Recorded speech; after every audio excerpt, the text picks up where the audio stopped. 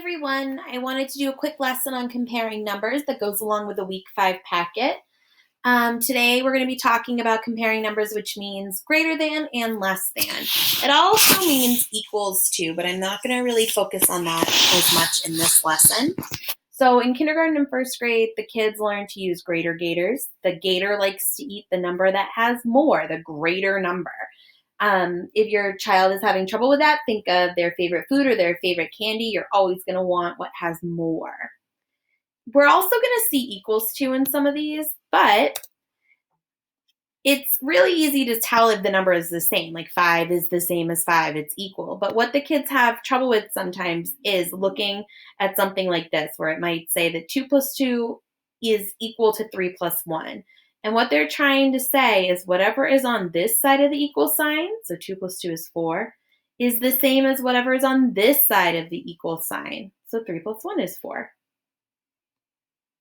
Sorry, that's a bad 4. So 4 is the same as 4. They're equal. But first things first, language is important. I've written 2 numbers up here. Right now I want you to think of in your head, of which is the bigger number. And a lot of you are probably saying 8's bigger, but she wrote the 2 really big. And I know what you're trying to say, but it's hard to get the words out because we actually shouldn't be using the word bigger or smaller when we're talking about comparing numbers. And unfortunately, you're going to see some math books that you buy in the store, and some of the websites that you're going on for math might use those words. So they might say, circle the bigger number, or which number is smaller. And you know what they're trying to say, but it's unfortunately not right. When we use bigger and smaller, we're talking about size. So saying the mouse is smaller than the elephant, or the elephant is bigger than the mouse. When we talk about numbers, we use greater than, less than, fewer, or more. That's because we're talking about the value of a number. So in this example, 2 is a bigger number, but 8 has more. It's a greater number. If I look at the number 2 and 8, I can see that 8 has more dots than 2. I don't say 8 is bigger. I say 8 has more, or 8 is greater. So I would need my gator to eat the 8. One easy way to draw a gator is to just draw a dot and then draw your little lines off the dot. And sometimes the kids like to put in the teeth and a little eyeball, and that's fine as long as it doesn't make your work page super messy. If we were reading this, we would say 2 is less than 8. I wouldn't say 8 is greater than 2 because I'm not going to read backwards. We always read from left to right. So 2 is less than 8. If it was facing this way, the gator would eat the 8, and we would say 8 is greater than 2. Here we have numbers that have 2 digits. So I've drawn them with 10 frames. Some kids like to draw the place value blocks better, and that's fine if you want to do that. So looking at these 2 numbers, 24 and 12, I can tell just by looking that this one has way more dots than 12. So I know that 24 is more. It's greater. If I was looking at the rods and cubes, I would see that this one has 2 10 rods and this one only has 1 10 rod. Well, because this has more groups of 10, this number must be more. One trick I have is to write it in a place value chart. So I have my tens and ones chart, and I'm writing the number 24, and I'm writing the number 12. And when we're comparing numbers, we always want to start with the number at the left. And I know this is confusing because we've learned that when we're doing addition and subtraction, we always start in the ones place, and that's true. But when we're comparing numbers, we want to read the number, and when we read from left to right. So if I'm looking in the tens and the ones place, well, this one has 2 groups of 10, and this one has 1 group of 10. Because this has more groups of 10, this number is more. It's greater. Sometimes you're going to get to a 2-digit number that might have the same digit in one of the places as the other one. Let me show you what I mean.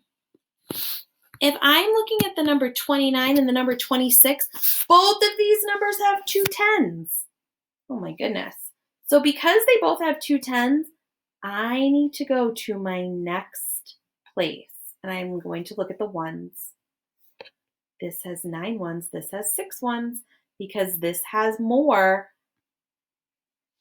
29 must be greater. Here's the number 129 and the number 97. Well, this is really interesting because the digit that's the farthest to the left in here is the hundreds place, and there's no digit here. I need to put an invisible 0. I need to pretend that he has a digit there, which is nothing. I can't just pick any. I can't just give him a 3 or a 5 or something. He doesn't have anything there. He's a 0. So if I'm looking at these two numbers, this one has a group of 100. This one doesn't. Because this one has one group of hundreds and this one doesn't, I know that 129 is more. Let's look at these two numbers. 321 and 187. If I follow my rule and I look at the digit that's furthest to the left in each number, this has 300s and this has 100. So this has more hundreds. 321 is more. But let me show you a mistake that a lot of kids make. And I think this is actually a problem in the packet. So if you're watching this, you're actually getting a little help. Some kids don't start in the hundreds place when they're comparing numbers. They'll start in the ones place. And that's a mistake that a lot of people make, and it's okay to make mistakes, but we want to learn how to fix them.